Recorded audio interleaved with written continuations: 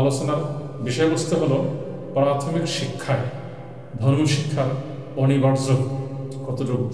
অনিবার্যতা কতটুকু সে বিষয়ে আমরা আলোচনা করব।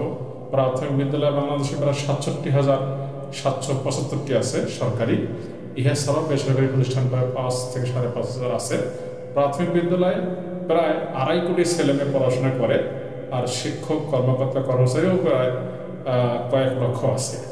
আমরা এই প্রান্তিক জনগোষ্ঠী যারা প্রাইমারি ছেলেমেয়ে পড়ায় বা যারা পড়ে, তাদের কল্যাণার্থে কীরকম শিক্ষা হলে তারা পরবর্তীতে জাতিকে দুর্নীতিমুক্ত, সুদমুক্ত এবং মাদকমুক্ত একটি সমাজ উপহার দিতে পারবে, সে বিষয়ে আমরা কথা বলবো।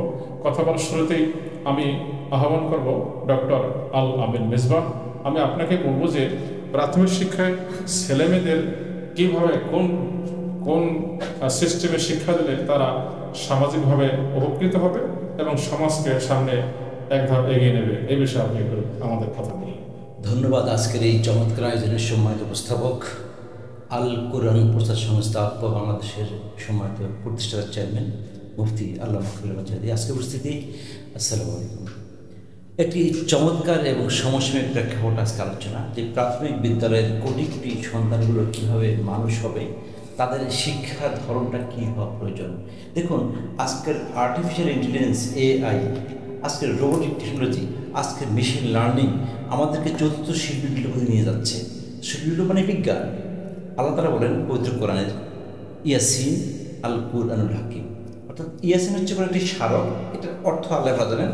আল কুরআনুল হাকিম কোরআন হচ্ছে বিজ্ঞানময়। তার কোরআনটাই হচ্ছে আজকের যে আর্টিফিশিয়াল ইন্টেলিজেন্স, আজকের রোবোটিক টেকনোলজি, আজকের মেশিন লার্নিং, AI পৃথিবীকে লালন করবে, ধারণ করবে, চতুর্থ শিল্পী বিপ্লব নিয়ে আসবে, এটাই হচ্ছে বিজ্ঞান। আর কোরআনটি হচ্ছে বিজ্ঞানময় একটি গ্রন্থ। বিজ্ঞানটাই উদ্ভাবন হয়েছে এই কোরআনের মাধ্যমে। পৃথিবীর যুগে যুগে যারা এই কোরআনকে গবেষণা করেছে, তারা বিজ্ঞানকে খুঁজে পেয়েছে।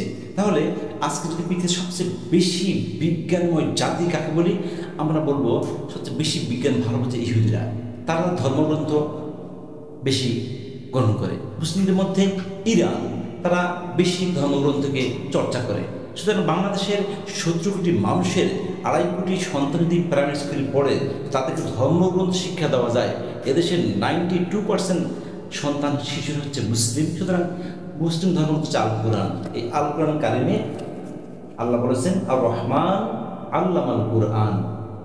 রহমান দয়াময় আল্লাহ, তার দয়া একজন মুসলিম, একজন হিন্দু, একজন বৌদ্ধ, একজন খ্রিস্টান সবার প্রতি অবারিত করুণার আধার তিনি। আল্লামাল কোরআন, সৃষ্টিগতভাবেই এই কোরআনটা তিনি সব মানুষের মাঝে দিয়েছেন। খলকালে দিয়েছেন, কারণ আমরা তো ঘাস, তৃণলতা, গরু, ছাগল, মহিষ কিছু নেই, আমরা মানুষ। আমাদের সৃষ্টিকর্তা আল্লাহ, সে আল্লাহ বলেছেন যে তিনি আমাদের কোরআন শিক্ষা দিয়েছেন। কোরআনটা কি করেছে? হিকমা, জ্ঞান, বিজ্ঞান। সুতরাং আপনি চমৎকার কথা বলেছেন। আজকের এই প্রজন্মকে কি দিলে এই প্রজন্ম আজকে গ্রহণ করবে? দেখুন, ছোট্ট একটি বাচ্চা আছে, প্রতিটি বাচ্চাই তারা মোবাইল টিপতেছে আর মা ফুস করে পাশে খাবারটা ঢুকে দিচ্ছে। তার মানে সে জানতে কি খাচ্ছে। তার মানে তাকে যদি কম্পিউটার, ল্যাপটপ, মোবাইল লাগিয়ে দেওয়া যায়, সে ওখানে পটাপট সব বের করতেছে আর এ পাশে সে খাচ্ছে। কারণ সে বিজ্ঞানকে চাচ্ছে। অথচ 1500 বছর আগে নবী মুহাম্মদ রাসূলুল্লাহ সাল্লাল্লাহু আলাইহি ওয়াসাল্লামের কাছে আসমান থেকে ওহী আসছে যে এই কোরআনটা হচ্ছে বিজ্ঞান। দ্যাট মিনস যদি এই ছোট্ট শিশুদেরকে কোরআনের শিক্ষা দেওয়া যায়, তাহলে এই শিশুরাই আগামী দিনের পৃথিবী গড়বে, বিজ্ঞানময় পৃথিবী গড়বে। আমাদের লাল সবুজের পতাকা নিয়ে ভাবতেছি যে একটি সোনার বাংলাদেশ গড়ব, এই শিশুরাই আমাদের সেই বাংলাদেশ গঠন করবে। এখন প্রশ্ন থাকতে পারে জায়গায় যে এই যে 92% আমাদের মুসলিমদের কোরআন, তার হিন্দুজন কী হবে? ধর্মগ্রন্থ। আমাদের স্যার রয়েছেন অনারেবল শিক্ষাবিদ স্যার, অবশ্যই জানেন যে ধর্ম, হিন্দু ধর্মে কি চুরি কি হালাল, বৈধ? মোটেই নয়। ওখানে কি জানাবে বৈধ? মোটেই নয়। ওজনে কম দেওয়া বৈধ? মোটেই নয়। মিথ্যা কথা বৈধ? মোটে নয়।